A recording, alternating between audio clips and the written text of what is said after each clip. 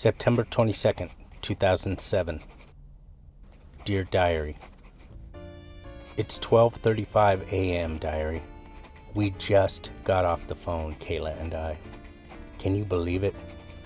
If you had told me a week ago that I would be meeting a 13-year-old stunner who is not only into me, but whose parents are so checked out that she is able to chat with me, an adult stranger, into the wee morning hours, I would have called you a fool, Diary. I mean, seriously, Diary. Look at it this way. Imagine finding out that you just won the Powerball Lotto while simultaneously being attacked by a shark and struck by lightning, which causes you to go into a coma for 1 year exactly. Then upon waking from the coma, a tiny meteor, 1 foot in diameter, crashes into the hospital, hits and kills only you. As far-fetched as that seems, it is statistically more likely that such a string of unfortunate events would occur than for Kayla to be real. Think about that. Any sane, rational person with an ounce of sense would view Kayla with suspicion. I wouldn't blame them. If I didn't know her as well as I do, I would be smart to forget her and never look back. But I have the distinct advantage of total clarity. I know everything there is to know about Mrs. Kayla Marie Armstrong. Her dreams, her desires, her triumphs, her failures, and her heart.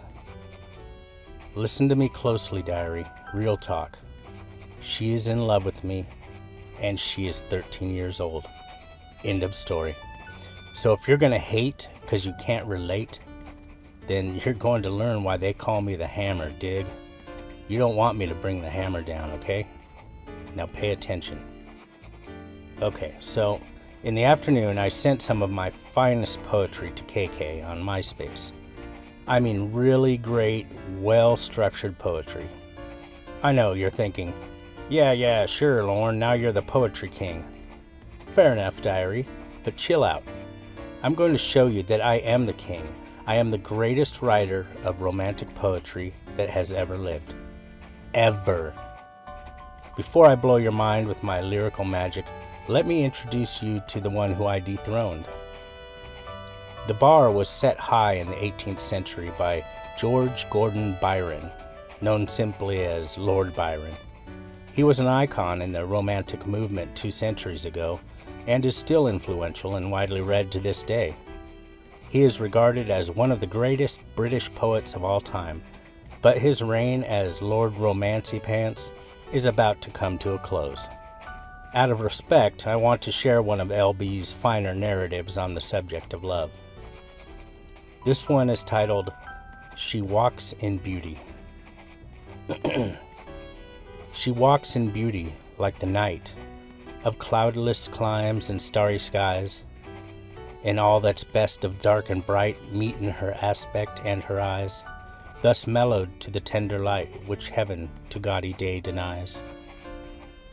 One shade the more, one ray the less, had half impaired the nameless grace which waves in every raven trees or softly lightens o'er her face, where thoughts serenely sweet express how pure, how dear their dwelling place. And on that cheek and o'er that brow, so soft, so calm, yet eloquent, the smiles that win, the tints that glow, but tell of days in goodness spent, a mind at peace with all below, a heart whose love is innocent. I got 2 words for you, Byron. Gay. Seriously, Jack, what was he on about? Softly lightens o'er her face, and on that cheek and o'er the brow. I'd like to buy a V, Pat. There are 2 V's in the puzzle. I'd like to solve the puzzle.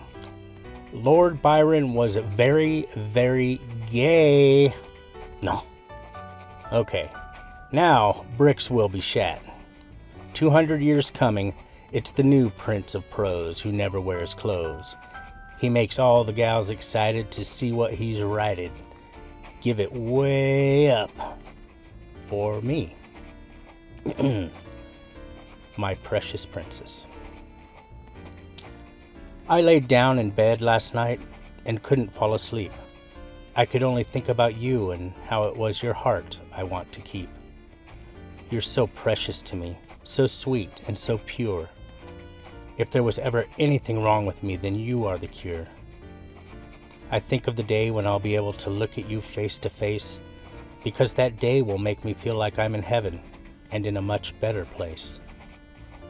There's something special that both you and I share. It's something so true and makes me continue to care. If there was ever someone that was made for me, then it's you, because I can feel it deep inside. So don't ever forget how special you are to me, and that I'll always be your guy. I love you, my precious princess. The end. Hold on a second. Paging Lord Byron. Please pick up the blue courtesy phone. You've just been served. Psh. Homeboy thought he was romantic. Man, that dude's shit was whack AF. You see what's up, right, Diary? I mean, it's not important to me. It's all about Kayla as far as I'm concerned. If you want to get caught up in the drama that is surely swirling around the poetry community, be my guest. I imagine the literary world is abuzz with all manner of rhyming inquiries like, how did an unknown with a mini bone dethrone Lord Byron? Let them analyze this for 1,000 years, Diary. What do I care? I'm in love.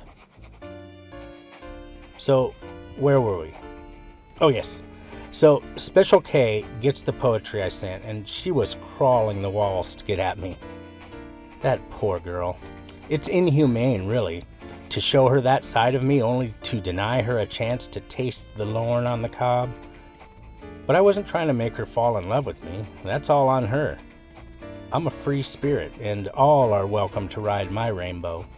While you won't find a leprechaun protecting a pot of gold, you will find a short man with a hot Irish temper hunched over a pot pie. I'll let you decide which is more valuable. So, Kayla is losing it at this point, like I said, but I know how to handle hysterical broads. I just told her straight up, after confirming her folks had left. I said, call me now, like a boss. And Diary, let me tell you, she sounds as stupid as she appears to be in the chat, but it's all coming together finally. My goal to rock and roll with a 13-year-old is within sight. I'm so psyched. You know, I started pumping my fist in the air, then I began just pumping my fist, if you know what I'm saying. We must have talked for hours. At some point, she wanted to see Bud, so I went and found him cowering in the bedroom closet, and I carried him out to the computer. I picked up the phone, but Kayla wasn't there. Somehow we got disconnected. I yelled at Bud to quit bothering me, and he scurried back to the closet. Then I got back into the chat and started grilling Kayla. She didn't know why the call was disconnected, and I wasn't there to shake the truth out of her dirty lying mouth, so I let it go after taking a mental note. We enjoyed our usual lovey-dovey conversation for a bit. Then, shortly before we said goodnight, Kayla said something that nearly brought me to tears. Diary, she wants me to do all her experimenting, Diary. I was speechless. I can't even recall if I said goodnight. The next thing I remember is writing this all down in you, Diary. So Kayla wants me to do her experimenting. Man, I will gladly oblige. In fact, I've already taken the medicine cabinet mirror off the wall, and I've propped it against some boxes so I can get a good look at my butt as I do her experimenting. A deal is a deal, after all. Thank God I have all this lotion. Anywho, I have a one-eyed thug here acting hard, and he ain't gonna spill the beans until I put the squeeze on him. I'll talk to you tomorrow, Diary. Good night.